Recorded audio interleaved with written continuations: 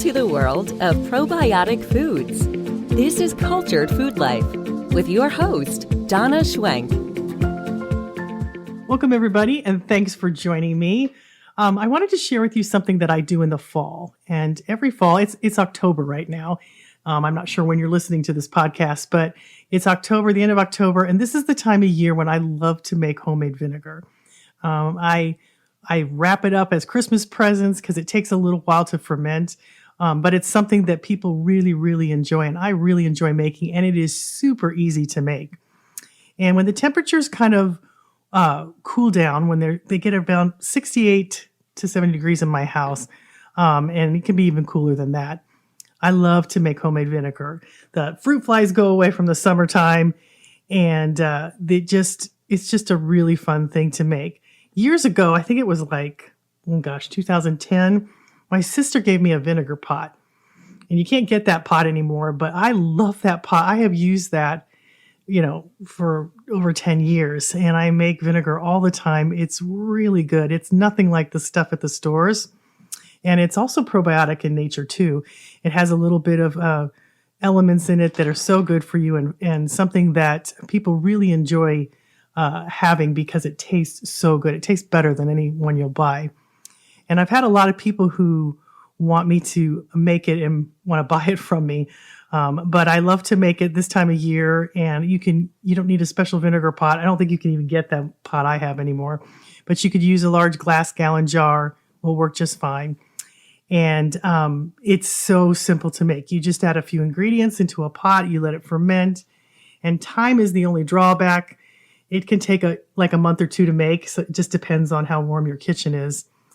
But if you start now, to be ready way before Christmas, and it's your friends and family will be shocked that you've made homemade vinegar. And believe you me, it's super easy, but they'll be super impressed.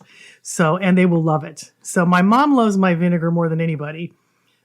She moans when she consumes it straight from the bottle with a spoon, and she would take little small spoonfuls throughout the day because she just loved it.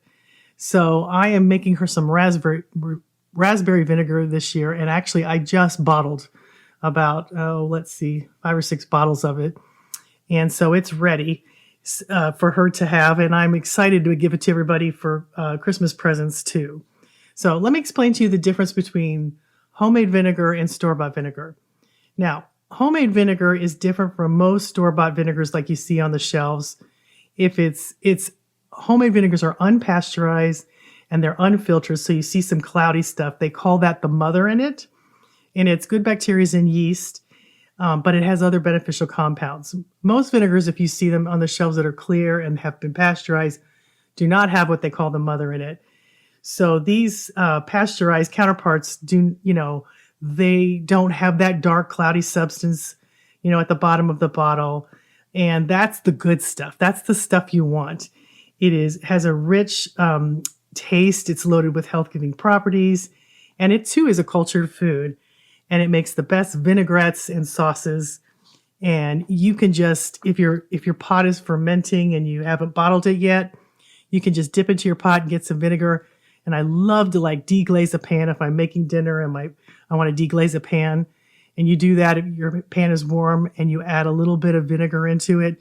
It'll take all the little things off the bottom of the pan, and it gives your dish some flavor, whatever you're making. And I love to use vinegar to do that. You can also make dressings. You can just, with my raspberry vinegar, you can just use vinegar and oil and mix it together, and it is absolutely a delicious salad dressing. You can use it as a marinade. There's just a bunch of stuff. Vinegar is in so many recipes, and it's just a fun way to have a little bit of extra pizzazz to your salad or salad dressing, because homemade vinegars taste so much better. Now, homemade vinegar is made in a very similar fashion to making kombucha. And it really just takes a little bit of time, as any cultured food does. But now, the difference between kombucha and vinegar is kombucha has a little more benefits. Since it's not fermented as long, and you really don't let your kombucha go to vinegar, but sometimes you do. If your kombucha gets really vinegary tasting because it's over fermented, you can actually use it just like regular vinegar. You can bottle it, put it in your cabinet. If it's tasting really sour and over tart, which is not what you want to do when you're making kombucha. When you're making kombucha, you want it to get to the point where it's not sweet, but it's not vinegary. Those are when you have most of the benefits. But oftentimes people will let it go too long and it will taste like vinegar. And if it does, just use it like vinegar. Just bottle it and use it just like you would any vinegar in any recipe. You can see my kombucha vinegar recipe. I'm going to link that in the article. I'm going to link all of my recipes for these different vinegars in the description below so you can check them out. So it takes about a month or two to make a pot of vinegar, but you only have to make it once or twice a year because you'll get a lot. And you can even flavor your vinegar. You could put like fresh rosemary sprigs in it. You could add a few herbs that you like to flavor it. You can do anything with it. It's really fun to make. And I'm not the only one who makes my own vinegar. I've heard a lot of French farm kitchens have a crock of rich, deep flavored vinegar working away somewhere all the time on their counters. And I have some French blood in me from my grandpa. And he would, I love to have a salad every day with a vinaigrette on it. I try to have a salad almost every single day. And a vinaigrette is one of my dressings of choice that I just use and put some little oil and a little vinegar together and pour it over my salad. And it's one of the best salads you'll ever have because it's super simple. And the more simple you can make something, the more often you will eat it. And that is one of my secrets to having a salad is to have, some fresh vinegar that I've made on hand because I love the flavor. Now, apple cider vinegar, which I'm going to teach you how to make, is known for its healing properties and has been used as medicine in natural health communities for just centuries. Literature reveals Hippocrates used it with honey as a healing elixir, an antibiotic and tonic for general health in 400 BC. And there are a lot of drinks out there now that use honey and vinegar and lemon to make a drink that's very soothing to your throat. If you have a cough or a cold, it's really good for you. And it's been used for, like I said, centuries. Now, vinegar can help you stay healthy by decreasing inflammation in your colon. So this is a really interesting study that was done. And in 2005, researchers tainted some salad greens and spring onions with salmonella. And then they treated it with vinegar to see if it would combat the salmonella. The vinegar that was put on the salad reduced it to undetectable levels. And so it is actually a very protective thing for you too, because often things that we buy will be tainted with things like salmonella, and having a vinegar salad dressing could actually save you from getting sick, which I think is super cool. And I have the link to the studies on my article. I'll link that below. Now, vinegar can also help with weight loss, and I've heard this a lot. Several studies show that consuming 1 to 2 tablespoons of apple cider vinegar before meals can help increase weight loss, body fat, and belly fat loss. And I have the studies for that too. But it also helps with blood sugar levels. In this one particular study that they did, they were given 1.5 tablespoons of apple cider vinegar after a meal of bagel, butter, and orange juice. Their blood sugar levels were tested at 30 to 60 minutes post-meal. And those who took the apple cider vinegar had much lower blood glucose levels than the control group who had received the placebos. Now, there's a lot of difference between kombucha and vinegar. They both have acetic acid, which is considered an organic compound and is used as a natural preservative and a common ingredient in a variety of health-promoting products. And it actually has a lot of commercial uses too. But kombucha, when you ferment it, contains about 1% acetic acid. And compare that to the average vinegar, which is very potent in its original state, and it's diluted to around 5% of acetic acid. So it's got a lot more of it in vinegar than it does kombucha, which isn't necessarily good or bad. It just depends on what you're using it for. Now, the difference is that kombucha contains over 9 billion probiotics in about a 16-ounce glass, while vinegar has very small amounts, if any, depending on fermentation. So apple cider vinegar does contain pectin, which can act as a prebiotic, which feeds your beneficial bacteria, and that has a really strong benefit for you. Anytime you have a chance to have a prebiotic, which is fruits and vegetables, any kind of fiber, it feeds that beneficial bacteria, which allows it to grow and multiply, which keeps the bad bacteria at bay because it grows and multiplies and keeps out the harmful pathogens, which is really important. So that's another benefit of apple cider vinegar is it does have a little bit of prebiotic in it. Now, I have a bunch of I have about 5 homemade vinegar recipes that are, guys, they're so simple to make. And if you want to make your own vinegar, you need to get a bottle of vinegar at the store. And I've seen it at regular grocery stores and I've seen it at health food stores, but it'll say that it has the mother in it, which means it hasn't been pasteurized. So that's going to be your starter culture, okay? So you need to look for an apple cider. If you want to make apple cider vinegar, you need to find an apple cider vinegar with the mother, and you'll notice it'll be cloudy at the bottom. It'll say unpasteurized, and it often will just say with the mother. And it's the good stuff. When you see that little sediment at the bottom, that's live active cultures, and that's going to allow you to properly ferment your whatever you're using, whether you're using apple cider or you're making a red wine vinegar or raspberry. That little sediment at the bottom of that bottle is going to be the starter culture for you.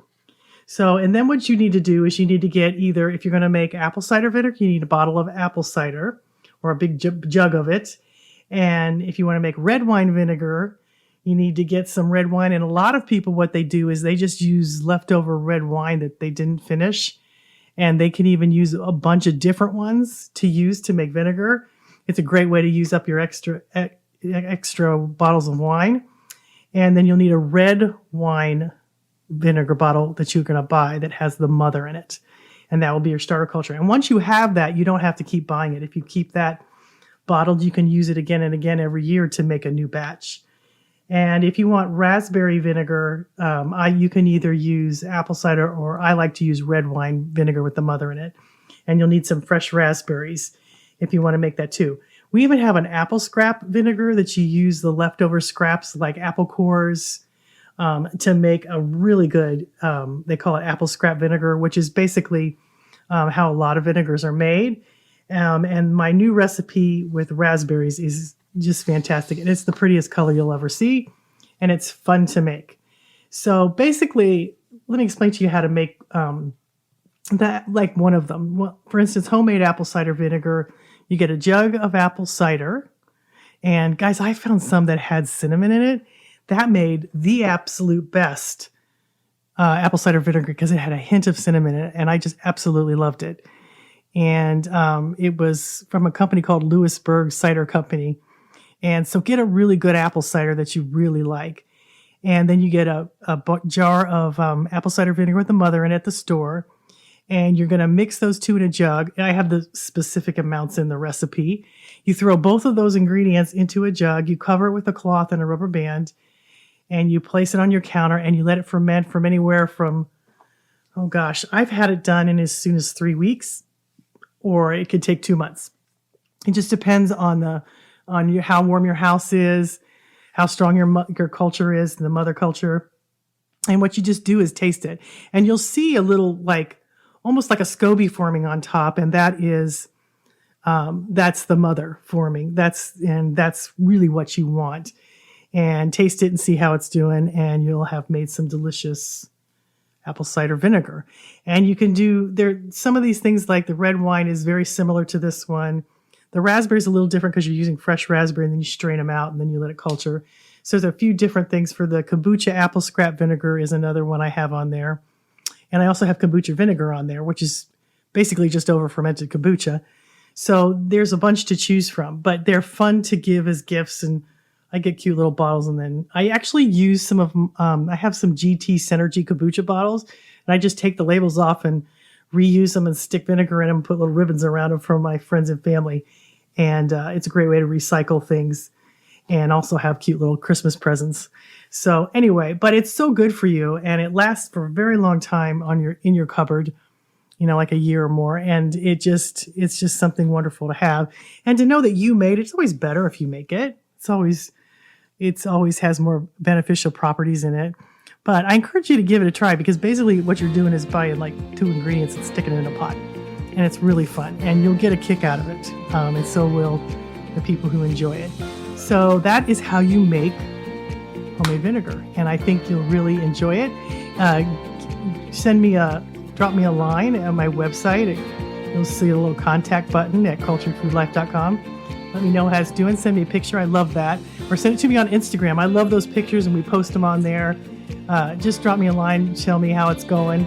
And I love seeing what people have made and done, because they often do more creative things than me, which I absolutely love. So give it a whirl. I just thought I'd give you a note on how to do it. It's so easy to do. It's fun. It's enjoyable. And you're giving a gift of health to people to help them to be healthier. So I hope you have a great fall. And I hope you make some vinegar, and I hope you reap the benefits. So thanks for listening, guys, and we'll see you next week.